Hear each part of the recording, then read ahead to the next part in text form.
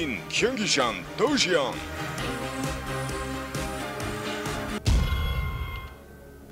All right, guys, here we are on the map Terminus, and in the red, playing as Terran from the team imbaFXO, it is none other than STRelok.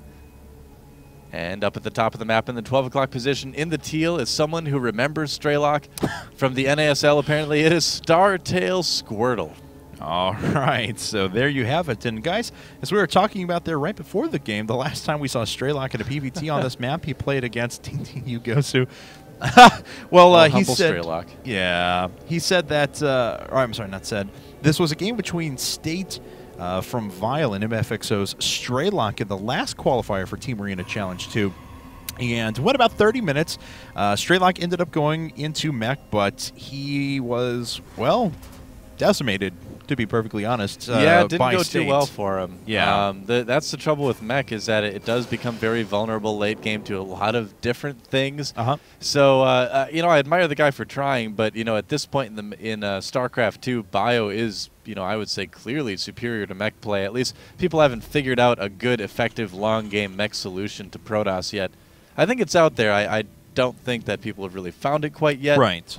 But, you know, we see some mech timings every once in a while that work okay, but just a long mech style against Protoss just hasn't materialized yet. Maybe when Heart of the Swarm comes out, you we'll took see if that the changes. words out of my mouth. I was about to say, Aha. When that beta hits, well, I can't say anymore. All right, I'll just shut up, you guys. Well, I hope it does. I'm not so sure about this Warhound thing that we keep hearing about, but, you know, it might work out. I've got an open mind. I'm looking forward to trying it all. Yes. I'll have to see what happens. If it lets me play mech and TVP, I will be more than happy.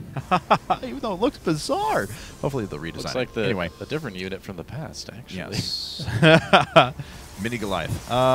So let's see here is SCV is going to make its way directly into Squirtle's base. STRelok will get the scout first. Squirtle going to find his opponent last. Oh. Unfortunately, sad face. Poor guy. And it looks like STRelok is going to go after a gasless FE. Yep. Not really too surprised because a bunker here pretty much can defend against any early aggression. And then once you go ahead and cordon off this little area, you can take your natural so easily. Yep, that's absolutely right. And this is a map that Terrans have really found a lot of success on. I mean, if you play kind of a standard TVP with a lot of bio and drops, you can really harass a lot of Protoss' bases, especially in the positions that STRelok and Squirtle are in. So STRelok may just decide to go after something like that, a really drop-oriented, harass-oriented play, or he could try to go for that kind of beefy mech composition we see him do on this map every once in a while. One thing for sure, though, is that he really likes Terminus. He seems to always pick these maps for, or this map for Team League. Yes, he does, as a matter of fact, because, you know, as Doe is referring to, this is a loser's pick formats as well. So not only do you pick the player that goes in next, but you also pick the map. So STRelok just seems to be his go-to pick, and he's adding in 2 more racks after that, so it doesn't look like we're going to go right into that mech phase, of course. But nope. All right. Maybe thinking back to last week. It's like, not again. Well, I don't really want to go through that again. Yeah, so. the positions that he's in are just so good for bio. I think it's clearly the right choice in this case. And if he plays it right, if his multitasking is good enough, he could put a lot of hurt on Squirtle. Okay, well, let's see here as he is going to have 4 racks now right away, only adding 1 gas at the moment. Yep. We do have a very quick 1 base Twilight Council coming out of Squirtle, though. Yeah, I think we're going to see a DT expand out of Squirtle. I think it's a good build to do on this map. If your opponent does go for that very gas-light early game, which STRelok has gone, there's a good chance you can kind of catch him. We'll have to see if STRelok adds on an engineering bay anytime soon just to stay safe. A lot of Terran players are doing that lately, and this would be a good occasion to. Yeah, just on 1 tech lab, 1 add-on, though, 1 gas specifically. He's, it leads me to believe, I could be mistaken, it leads me to believe that he's going to stray away from a lot of, you know, upgrades, engineering-based things like that, and just focus on unit production right now, which would not be good when DT's hit.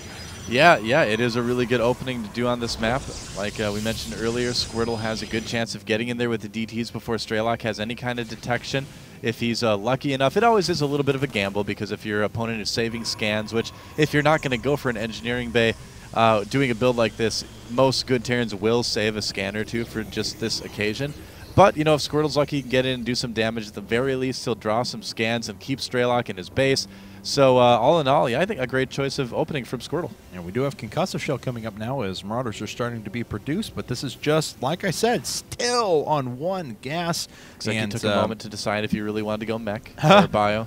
Well, yeah, I mean, it's also a situation there we have second gas, but I mean, unless he was specifically planning to prepare for DTs, then he wasn't going to build that engineering bay, and that may come to bite him in the end because that Dark Shrine is almost done. Well, let's take a look at his command centers real quick, see if he is saving any scans. It looks like he does have 1 scan there, and not quite 1 there as well. I have to watch kind of for the meal production here. I'll keep the orbital command selected as we watch the army moving up. There it goes. Meal, Yeah, it just went down. Okay, first DT coming in too, so this could cause some damage. It's going to be, offensive DT coming in from that bottom pylon. Well, where's this other orbital command at? There's exactly 50, so let's see how quickly he uses that.